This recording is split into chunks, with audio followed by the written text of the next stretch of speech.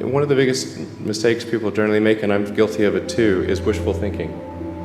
You want something to be true, even if it isn't true. And so you ignore the things that, you ignore the real truth because of what you want to be true.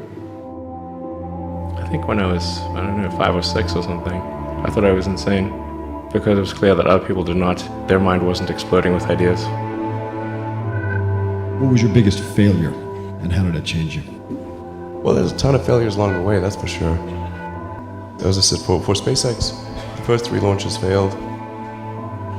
And we actually were just barely able to scrape together enough parts and money to do the 4th launch. If that 4th launch had failed, we would have been dead. So multiple failures along the way. I tried very hard to get the right expertise in for SpaceX.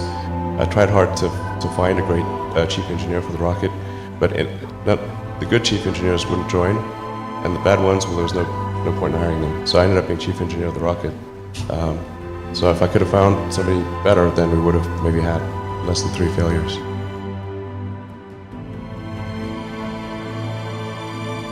People who've been in the rocketry business for decades, who say about you that you don't know what you don't know. But when critics say you can't do this, your answer to them is, we've done it. You know, there are American heroes who don't like this idea. Neil Armstrong, Gene Cernan have both testified against commercial spaceflight and the way that you're developing it, and I wonder what you think of that.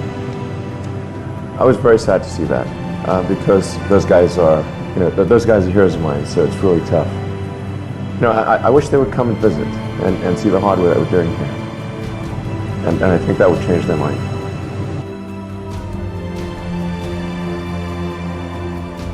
Did you think, I need to pack this in? Never. Why not? I don't ever give up. I mean, I'd have to be dead or completely incapacitated.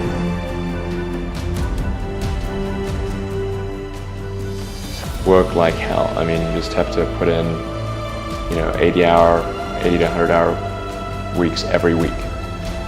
All those things improve the odds of success.